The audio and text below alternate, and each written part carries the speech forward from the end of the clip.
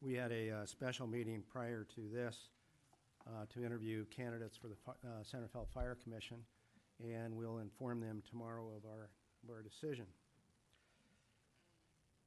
Closed session, no items. Therefore, we'll turn to time for public expression, time for you to address us on matters that might not be on this evening's agenda, but on your mind, and certainly we would appreciate your thoughts and direction and recommendations. We won't be able to take action on your points, but certainly you're welcome to address us at this time. Anyone? One person, yes, thank you.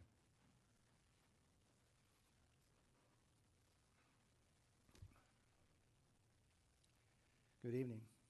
Good evening. Yes. Okay. Introduce yourself if you would, please. Good evening. My name is Cindy Salveson. I'm a parent, 4 children here in Centerville, and I'm a resident here as well. I've been here before, and I'm here again for the same topic. The topic being Drag Queen Story Hour in our public library, and just bringing it to light. I don't know if a lot of our public local residents know about this program. I, for one, was shocked to find it when I opened up our school newsletter and it was promoted as something for our children to join. Some of you may be shocked that I say that because you think it's completely fine for a drag queen to speak to young children under the age of 5 and teach them things about gender fluidity that are way beyond their capacity to understand. When they're young, they're very vulnerable. We know that about our children and our grandchildren. Don't we want to teach them characteristics such as compassion, humility, restraint, wisdom? Please tell me where you see that in a drag queen. A man dressed as a woman in often scantily clad clothing, high heels, excessive makeup you wouldn't want your teenage daughter to wear. Come on. False eyelashes, real news is what they promote. I have to stand here and say, what is happening to our society? What is happening when this is accepted? Not only accepted, but promoted. And anyone who questions otherwise is crazy. I will stand and teach my children biblical truth, even if I'm the last one to do so. And what is biblical truth? To honor our Creator, to honor the one who made man and woman. Thank you for this time. I believe that this doesn't come to any fruition. According to you, there's no action that can be taken. But I believe that someone here, maybe more, has heard what I had to say. And please take it to heart if you care about our future. We're poisoning the well. And thank you for your comments. Thank you. Anyone else? Seeing no one, we'll now turn to the city manager's report. Thank you, Mayor. I have a few announcements and updates. The first one is a reminder for anyone who has not voted yet that tomorrow's the day for us here in California, to reminder to vote. Tomorrow, mailed ballots must be postmarked if you have a vote by mail, postmarked by tomorrow and then received by the county no later than March 6th. So now's the time. We'll see what candidates remain to vote for people that are voting at the polls tomorrow. And along those lines, polling places, you can contact the city clerk if anyone from the community has a question about that. And also the city clerk's office suggested votersedge.org, which is both in English and Spanish. You could type in your address and it tells you your polling place and what's on your ballot and all of those sorts of things. So it's very helpful. The city of San Rafael joined at the end of 2019 a JPA for Marin Wildfire Prevention Authority, which is on the ballot as Measure C. And those are should that get approved, those are things like fuel reduction and open space and home hardening, defensible space inspections, evacuation planning, early notification, those sorts of things. So that's on tomorrow's ballot for everyone in the city of San Rafael and throughout most all of Marin. Quick note on the coronavirus. We've been working closely with Marin County Public Health Department and really taking our cue from what we're learning from the health department, both at the county and then tracking the state and federal government as well. As everyone has heard 100 times by now, the treatment and prevention is similar to that as the flu and other viral infections like the cold, and recommending washing hands and trying not to spread germs in that way. Marin HHS, which is Marin Health and Human Services, marinhhs.org, has a page on this that they're keeping quite up to date with all the latest information.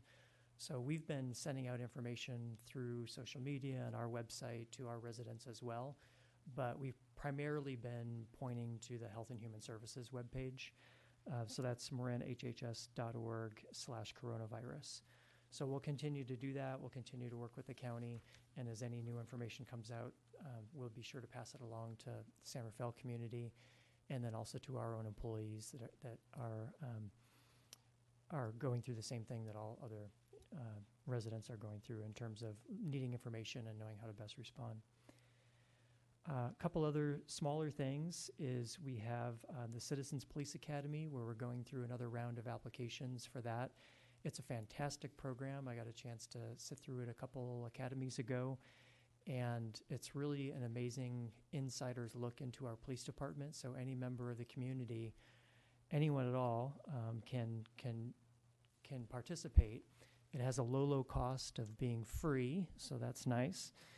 There's about 30 participants in each one. They're Wednesday nights from March 25th and concluding on May 27th. So it's quite a few Wednesday nights, but it's time very well spent. The time goes really quickly in the evening because you're learning so much about what's going on in San Rafael from all different aspects of the police department. The application deadline is March 11th, so it's time to get the applications in now. And if you've done it or you haven't done it and it doesn't work out for you this year, forwarding it to others that you know might have an interest is a great idea. And then lastly, along those lines, there's been a lot of interest recently in accessory dwelling units, junior dwelling units. What's the city doing about those? How can those be built in our community? Green building standards, tiny homes. So we're doing Coffee and Codes. It's being hosted by our community development department. That's this week, March 5th from 10 to noon here in the council chambers. So anyone that has an interest in some of those topics, which are hot right now, especially accessory and junior dwelling units, that's a good time to find out all the different aspects of ways that we're trying to encourage those to take place. Thank you. Thanks for reporting. Any questions, comments? Seeing none, we'll move on to the consent calendar. And I'll just mention I was not at the last meeting, but I did watch it, and therefore I've been told that it's okay for me to vote on the consent item under approval of minutes. So any items to be withheld? No. Anyone from the public wish to address us on the consent items? Seeing none, we'll come back for a motion. I'll move the consent agenda. Thank Second. you. Move in second, roll call, please. Councilmember Bushy. Aye. Vice Mayor Collin. Aye. Councilmember Gamblin. Aye. Mayor Phillips. Aye, the matter carries 4-0, and we'll move to special presentations. I'd like to switch the order if I could and start with the 2019 Community Service Award to the B team. Oh, okay. Sorry about that.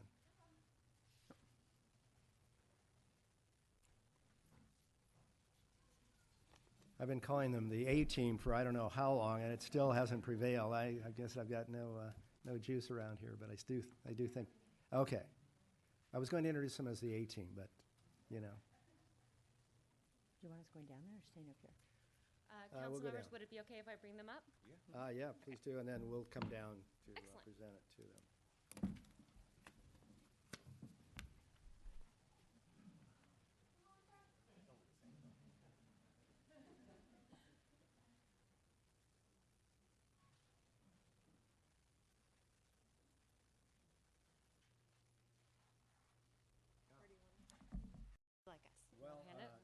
you present it.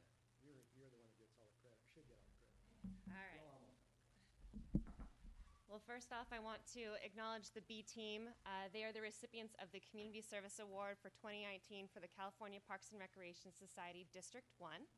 And as a former District 1 president and the incoming president-elect for the Development Operations Section for the state of California for California Parks and Recreation Society, it's my honor to present them with the plaque. So I'll present it to you, Natalie. And this is to commemorate the community service that you have embodied throughout the entire project. This has been a project that's come through 3 years of work. It's the dedication of you as neighbors that have come together and identified a community need and worked directly with the city to not only address and complete a project, but been there 3 years, gone through community cleanups within the park and playground area, hosted community engagement events, and gone door to door to get support from your neighbors and your businesses. So thank you very much on behalf of the city.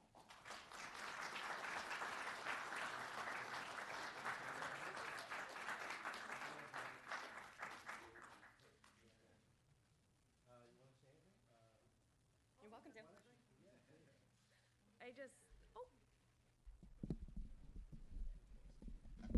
I just wanted to say that I love the city of San Rafael, and I love it even more after going through this effort with the city council and the mayor and Ashley and the B team. We just want to thank everybody because it was a collective effort, and we're all very proud of what Albert Park has become. And for the B team, if we can go outside, I'll take everybody's picture.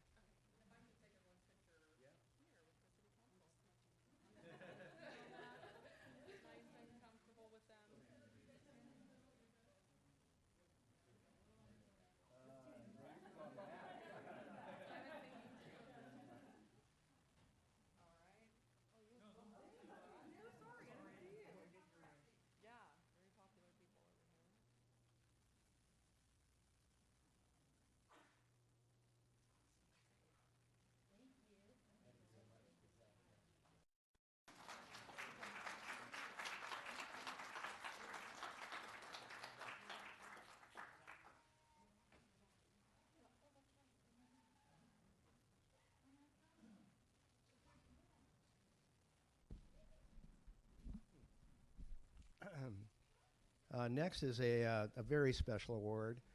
That is the Citizens of the Year Award, which we give each year to recognize longtime member of our Planning Commission, Richard O'Brien, has sponsored this award for, gosh, I don't know how many years now, but quite a few, and it's special to the recipients. Every year we hope that it's a little bit of a surprise to the recipient. We'll see. I'll start by saying the Citizens of the Year Award is presented to the Dominican Sisters.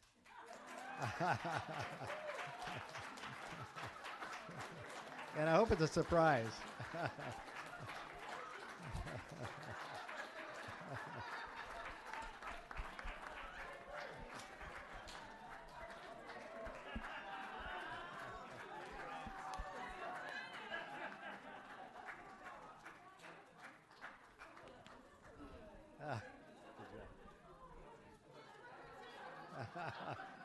In other words, not Gary Reggiani. No, we passed on him.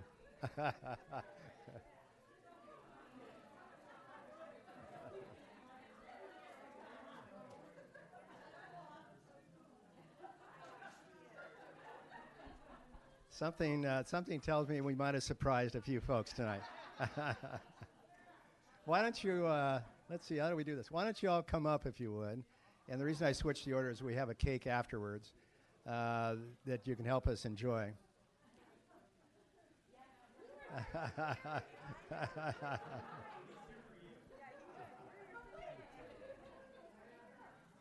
Well, come on up.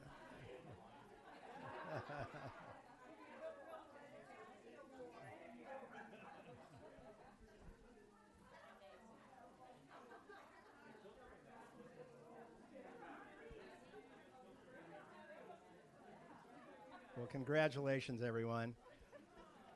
You might have noticed I paused when I said citizen. Do I say citizens plural? What do I? In any case, we're just we're just we're just delighted to recognize you for all that you've done in our community.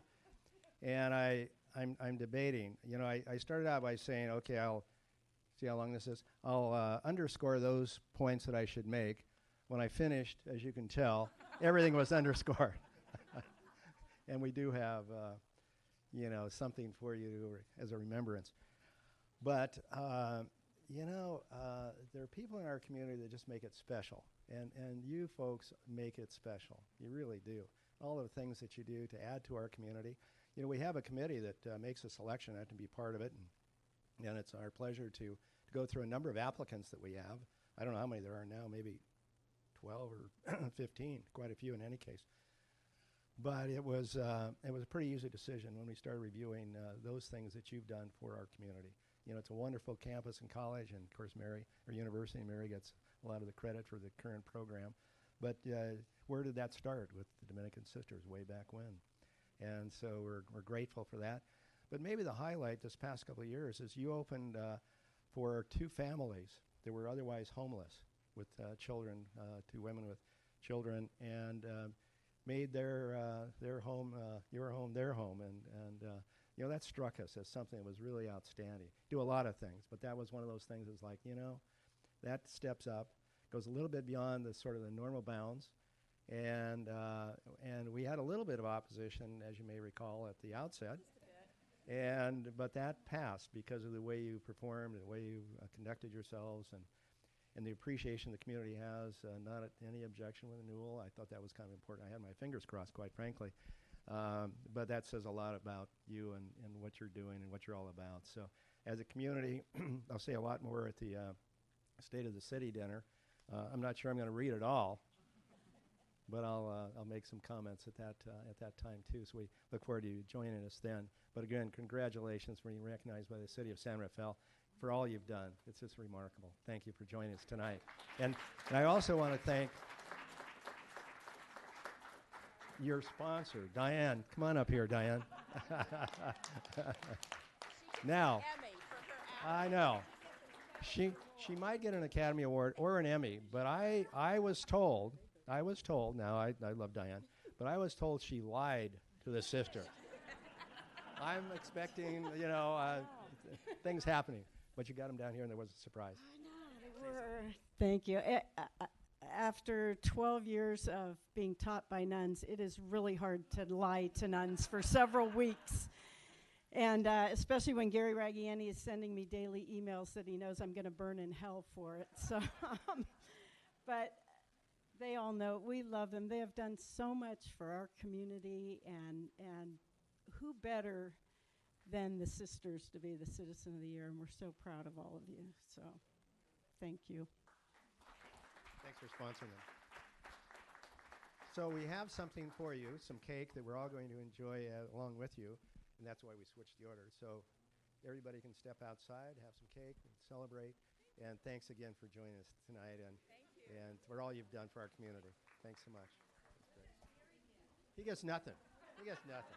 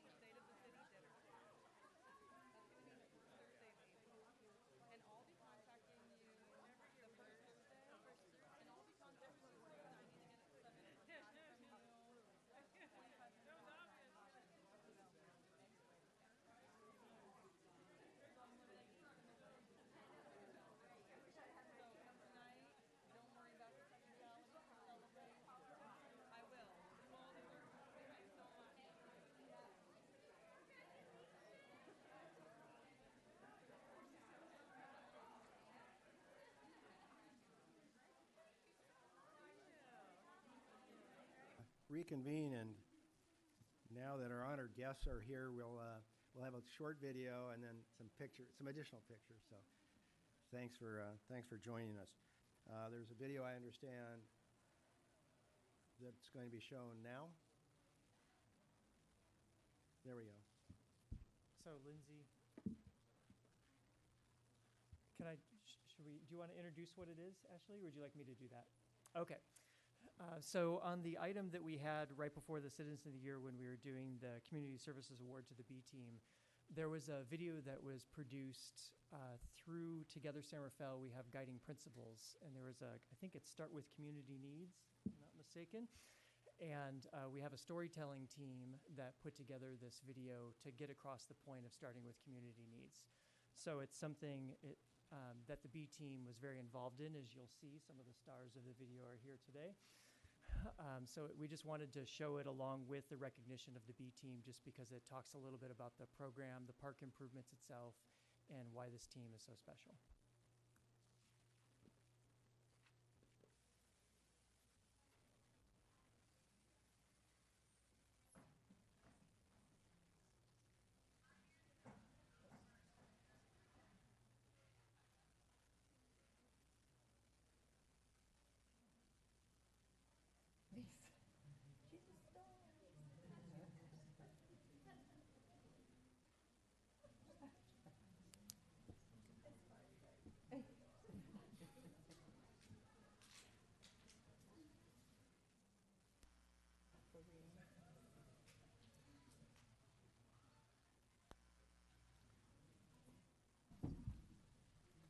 A group of community members and business owners came to the city with an idea to transform Albert Park.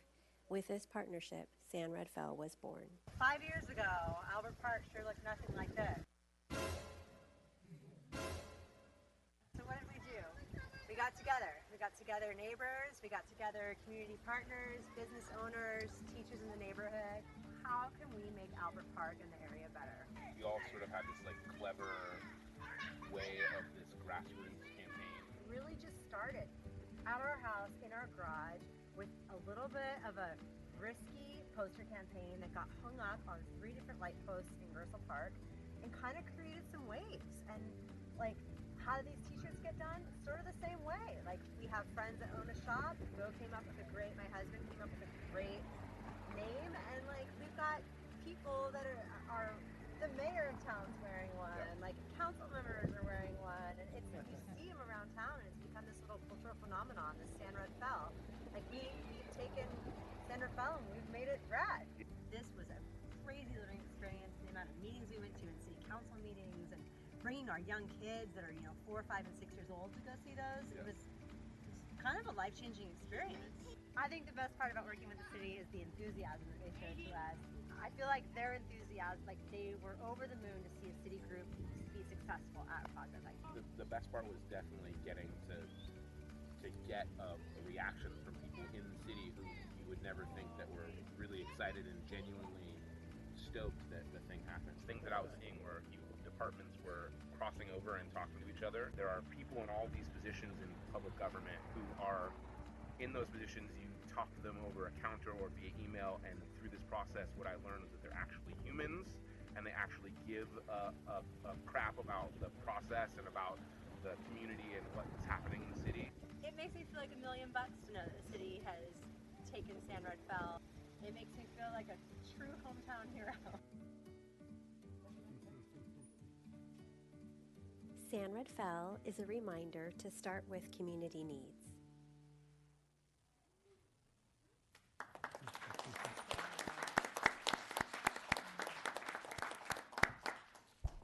So we were wondering if it would be possible for us, was there more? No. If we came down, could we have pictures with everybody? Okay, let's go.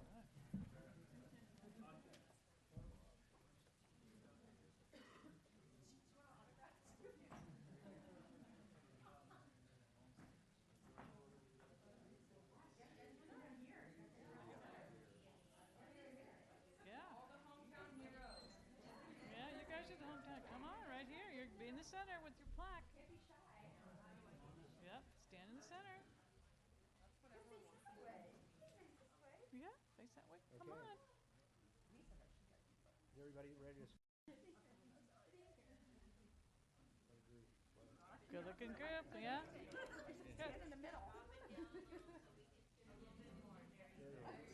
All right.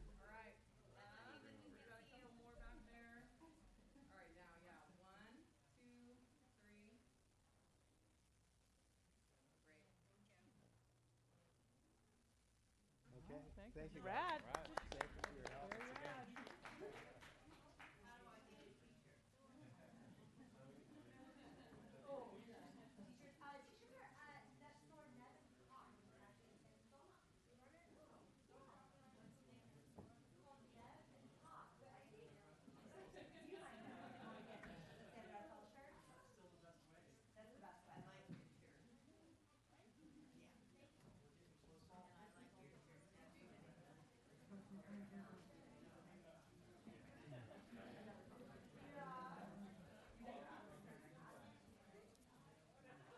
Okay.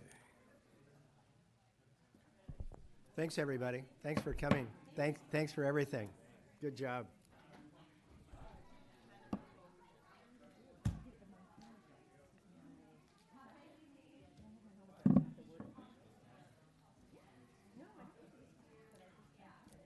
So we'll now turn to item 6A, Direct Connect Emergency Medical Services Pilot Program.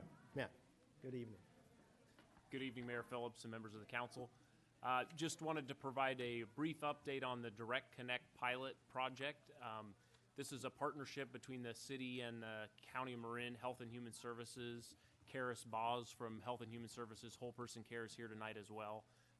And she was really one of the driving forces in this. The county started in May of 2019 looking at ways that we could potentially innovate with care and delivering services to those who are frequent 911 callers in San Rafael. This is a challenge throughout the county, but in terms of focusing, they focused on San Rafael initially for the pilot project. That group consisted of Health and Human Services, representatives from the fire department, representatives from the police department, all of the hospitals, a number of the area medical providers and other social service providers, and they met regularly to kind of look at the utilizing human-centered design. They were looking at some of the reasons for frequent 911 calls and some of the pain points and areas where we might be able to make a difference and affect both our 911 system and ultimately with the main goal of providing better care and service to these members of the community who have needs that are, we assume that they have unmet needs if they're needing to call 911 multiple times.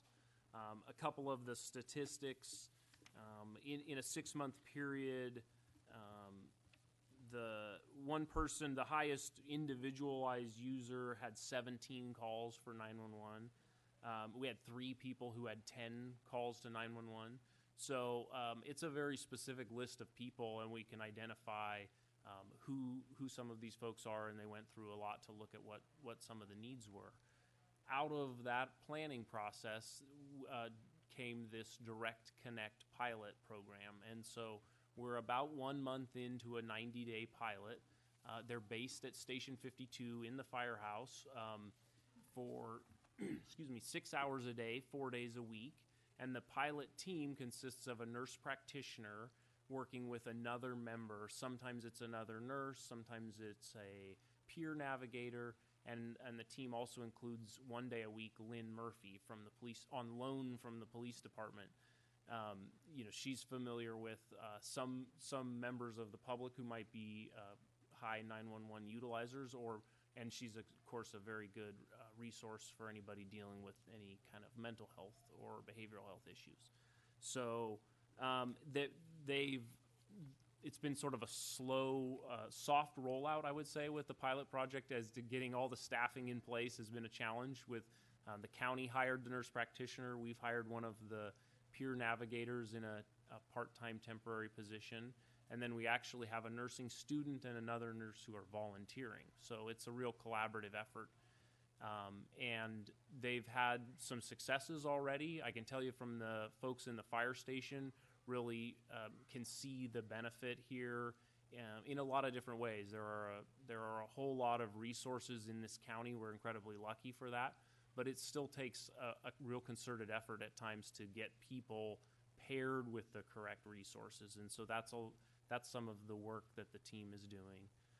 And ultimately, the pilot goal is that at the scene of an emergency or a 911 call, we still respond just as we normally would with our fire engine and our ambulance, paramedic staff, do that paramedic assessment. But if the team is on and it looks more appropriate that they could handle the issue that the patient has, then in an agreement, they'll do that and help that patient find what might be a more appropriate treatment plan than the emergency room. Just this last week, they had a case of a person who was not a known frequent 911 user, but had an issue with recent injury and then ill-fitting medical equipment, and was really unable to get comfortable and get situated, had transportation challenges. The team was able to go out, work with this person, actually secure a follow-up appointment with their regular doctor, and they actually drove them to that appointment. So rather than an unneeded trip to the emergency room to deal with some medical equipment, they were able to really make a difference there. So we're really hopeful for what a 90-day pilot will show us. We're collecting data as we go to make sure that the program is safe, to make sure that it's effective, make sure we're treating people with equity and fairness, and then to see if there's actually a sustainability model where the difference that this makes in terms of not taking people to a extremely expensive emergency room visit can be something that can be turned around and continue it for an ongoing process. So that's the gist of the update.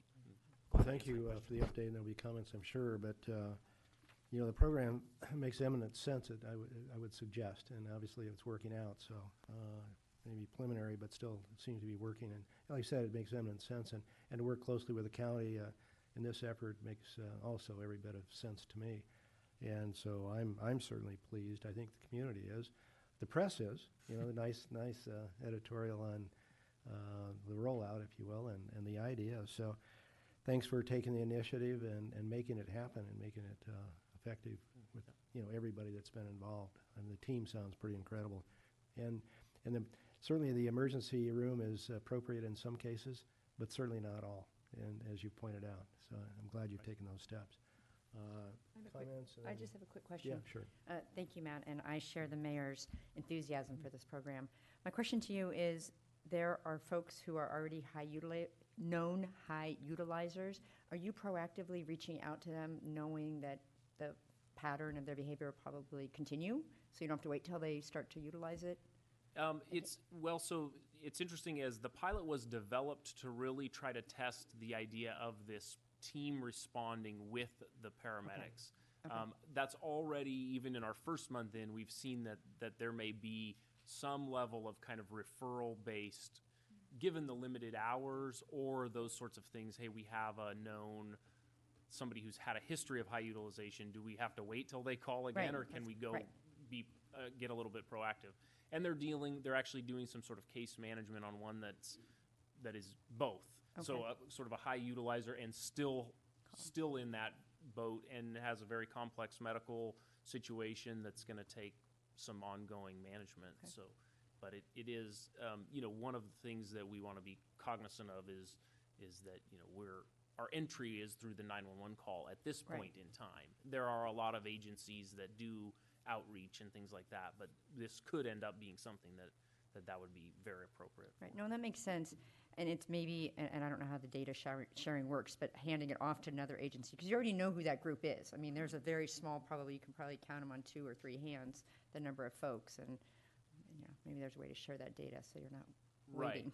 Right. And this is all under the auspices, and I'm not the expert on it, but the whole person care program, which then facilitates a lot of that data sharing for people that are involved. So it makes it easier to share with other service providers and medical providers. Yeah, well, thank you for being a part of that. It's exciting.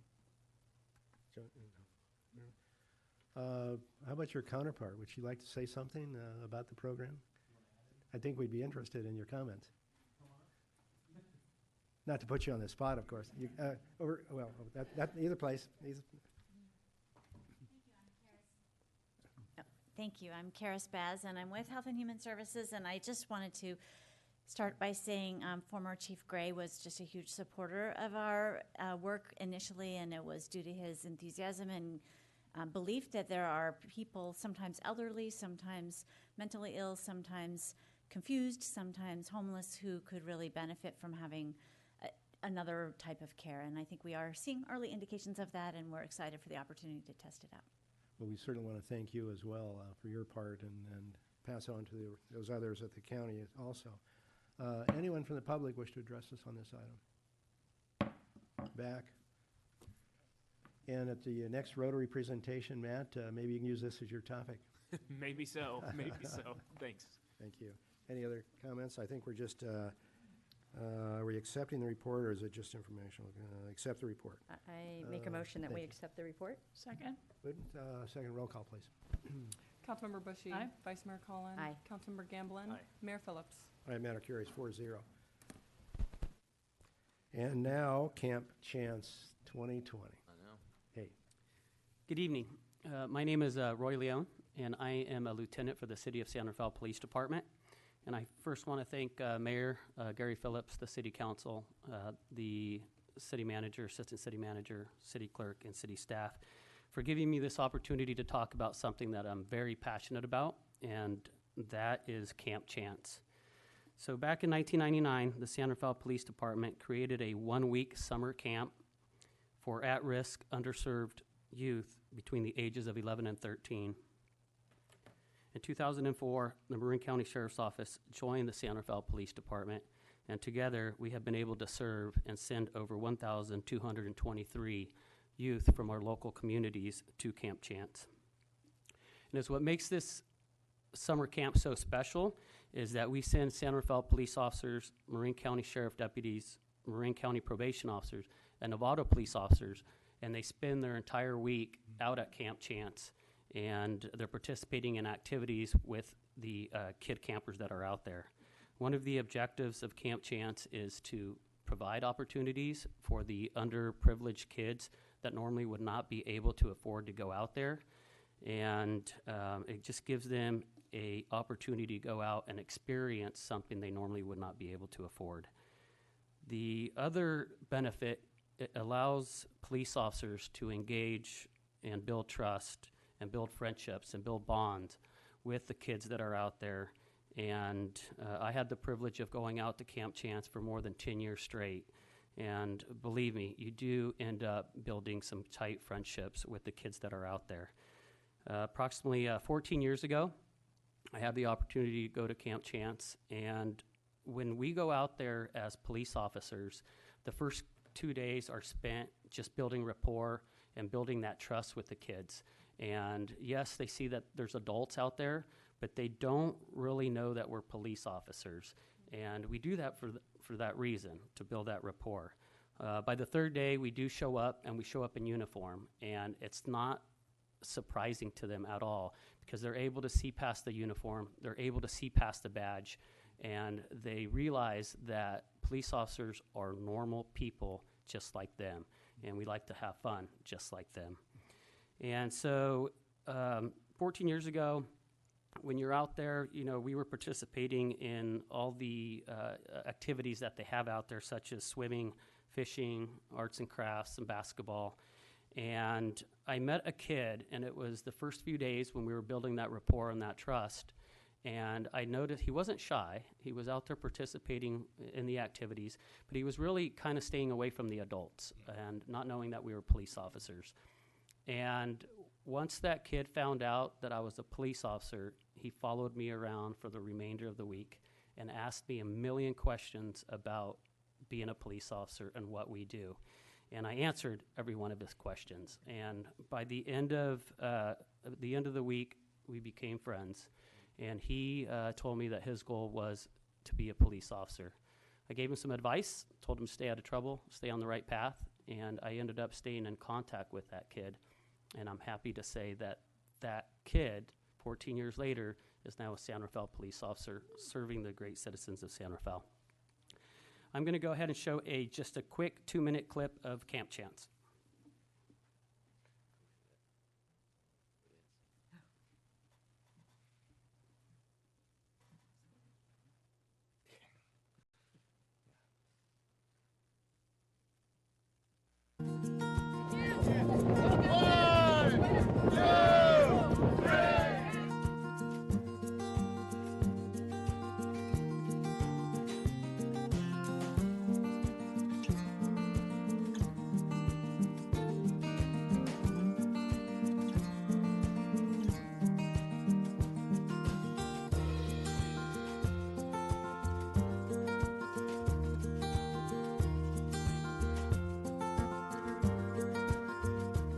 My name is Scott Ingalls. I'm a sergeant with the San Rafael Police Department and currently the crime scene investigation team leader in San Rafael.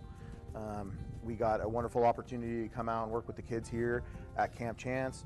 Rebecca Kuga, the Youth Services Bureau leader, puts on this camp every year. It's a fantastic opportunity for the kids around Marin County to get to know their local law enforcement officers, and it also provides us a chance to come out and show them what they do.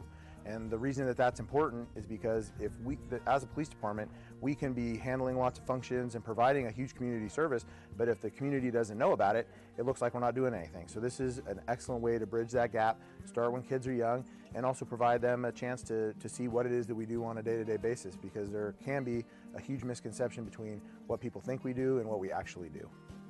This camp is something so special that the kids get to taste everything, both physically as well as literally. So they get to eat 3 square meals a day, they get to swim in a pond, they get to experience the beach, they get to develop friendships that they haven't had with people that they've never met until Monday when the camp starts, till they go home on Friday and develop new friendships. This camp has a skit night, this camp has a campfire, this camp has a closing circle, this camp has experiences with law enforcement that they'll never ever probably experience again in such a good way where it's not threatening. We have definitely grown over the years, and this program touches a lot of lives, and it changes a lot of lives. And I've always said that kids are the future, and this program is designed to give kids a chance at being productive citizens and helping them stay on the right.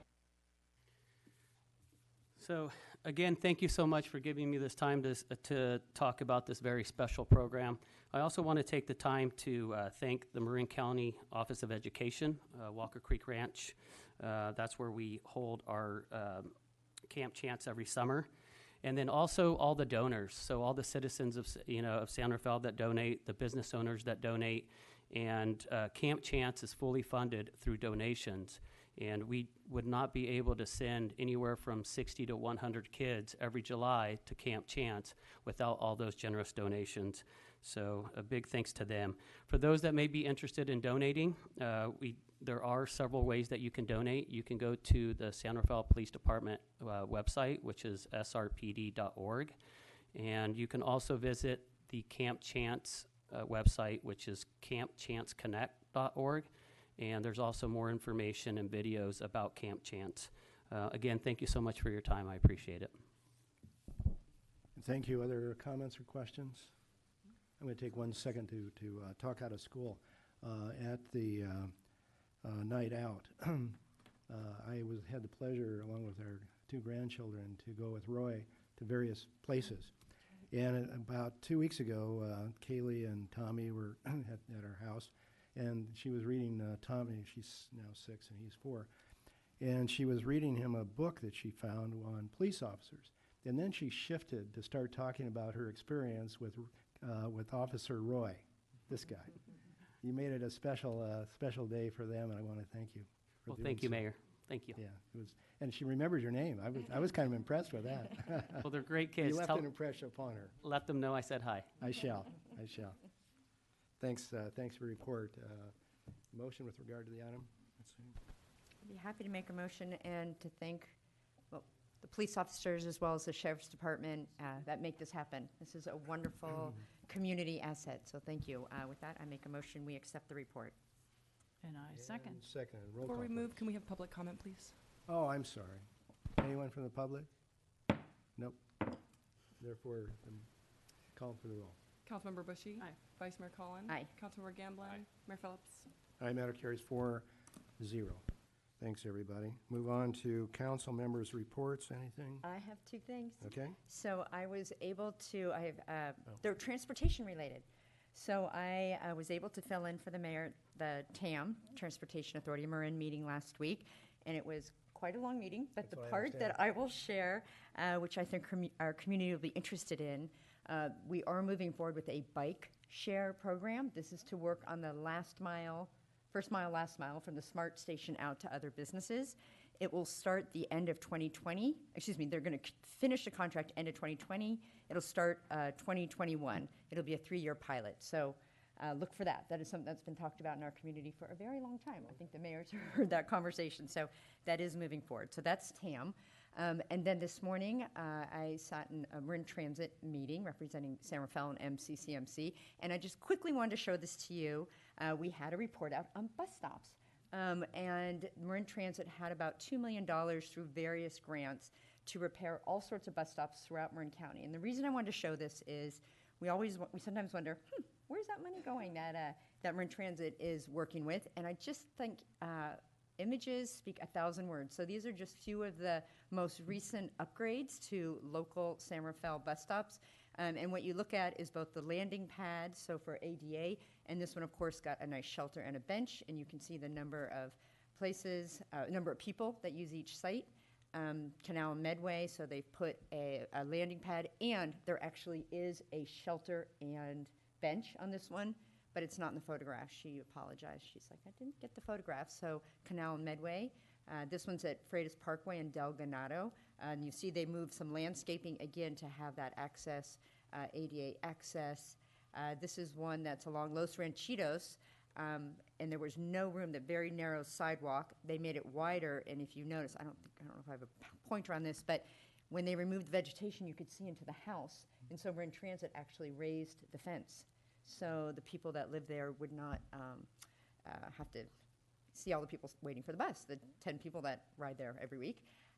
And Mission and Mary, again, I'm sure you recognize all these. We drive by these all the time. So I just wanted to show this to you, Bellman, East Francisco, 120 passengers. And you can look, the one on the left is a little bit, I would say, more dreary. The one on the right, just having that shelter and protecting people from the elements makes a big deal. So, so that was it. I just wanted to show you your tax dollars at work. And so when people say, hey, what's going on with Marin Transit, you can point to the bus stop.